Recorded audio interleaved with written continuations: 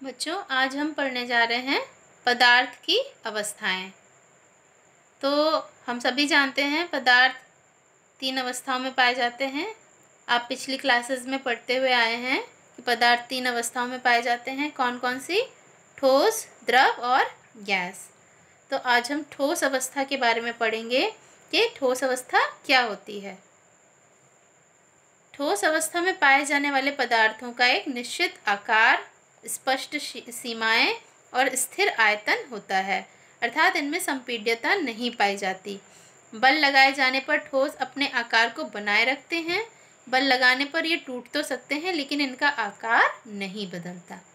तो जो ठोस पदार्थ हैं, हम कैसे पहचाने कि ये पदार्थ ठोस है? तो जो ठोस पदार्थ होते हैं उनका एक निश्चित आकार होता है और स्पष्ट सीमाएं होती हैं। मान लीजिए हमने एक उदाहरण के लिए हमने लकड़ी का डिब्बा लिया, तो उसका एक निश्चित आकार होता है। हमको दिखाई देता है कि ये चौकोर आकार का है या किसी भी आकार का है, तो उसका एक निश्चित आकार दिखाई देता है और उसकी सीमाएं दिखाई देती हैं कि इसकी इतनी लंबाई है और इतनी चौड़ाई है। ठीक है, तो हम इस तरह से पहचानेंगे कि ये पदार्थ ठोस है। और स्थिर आयतन होता है। आयतन मतलब यानी अगर हम उसको दबाते हैं तो वो दबता नहीं है, अर्थात उनमें संपीड्यता नहीं है। संपीड़न मतलब किसी पदार्थ का दबना।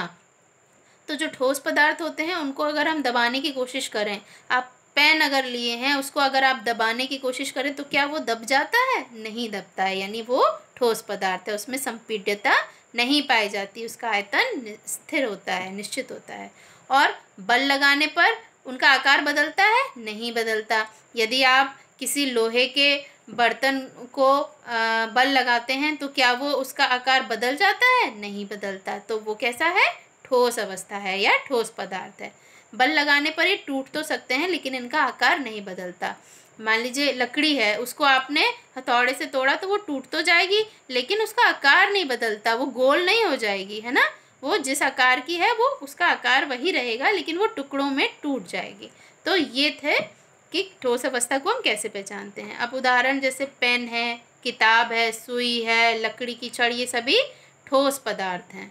ठीक है। अब कुछ वस्तुएं हैं जिनको हम देखते हैं तो लगता है कि वो ठोस नहीं है, लेकिन वो ठोस होते हैं, जैसे कि रबर बैंड है। अब हमने पढ़ा है कि जो ठोस पदार्थ होते हैं उनका आकार नहीं बदलता, है ना। लेकिन जो रबर बैंड है, यदि हम इसको खींचते हैं तो ये खिंच जाती है, इसका आकार बदल जाता है ना। लेकिन फिर भी हम कहेंगे कि ये ठोस है। हाँ, ये ठोस है क्योंकि इस पर बाह्य बल लगाने पर इसका आकार बदलता है, और जैसे ही हम बाह्य बल हटा लेते हैं ये अपने मूल आकार में आ जाता है। तो रबर बैंड क्या है? ठोस पदार्थ के अंतर्गत ही आता है। अब चीनी या नमक, जैसे कि जल होता है, जल को हम जिस बर्तन में रखते हैं, या द्रव होते हैं उनको हम जिस बर्तन में रखते हैं वे उसका आकार ले लेते हैं। लेकिन जो चीनी और नमक है उन्हें भी हम जिस बर्तन में, कटोरी में रखा तो कटोरी का आकार, डिब्बे में रखा तो डिब्बे का आकार। तो क्या ये भी ठोस पदार्थ हैं? हाँ, चीनी और नमक भी ठोस पदार्थ है, क्योंकि यदि हम उनका एक क्रिस्टल अपने हाथ में लेकर देखते हैं तो उसका आकार नहीं बदलता, वो क्रिस्टल जिस आकार का है वही रहता है। जब उनको इकट्ठा हम किसी बर्तन में डालते हैं तो वो उस बर्तन में चले जाते हैं, इसलिए उसके आकार में आ जाते हैं। लेकिन अगर हम एक क्रिस्टल देखेंगे उठा के तो उसका आकार नहीं बदलता, इसलिए जो चीनी और नमक हैं वे भी क्या हैं? ठोस पदार्थ हैं। अब हमने पढ़ा कि ठोस पदार्थ वे होते हैं जिनका संपीड़न संभव नहीं है, यानी उनको हम दबा नहीं सकते। लेकिन जो स्पंज है वो तो दब जाती है, यानी उसका संपीड़न हो जाता है, लेकिन फिर भी वो ठोस है। क्यों ठोस है? वो इसलिए ठोस है क्योंकि जो स्पंज होता है, स्पंज के अंदर बहुत सारे सूक्ष्म छिद्र पाए जाते हैं, और उन छोटे छोटे छेदों के अंदर वायु का प्रवेश हो जाता है, वायु उसके अंदर भरी रहती है। और जब हम उसको दबाने का प्रयास करते हैं तो क्या होता है? उसका संपीड़न हो जाता है, यानी वो आसानी से दब जाती है। क्यों? क्योंकि जो अंदर वायु भरी थी छिद्रों के अंदर, वो वायु बाहर निकल जाती है और स्पंज आसानी से दब जाती है।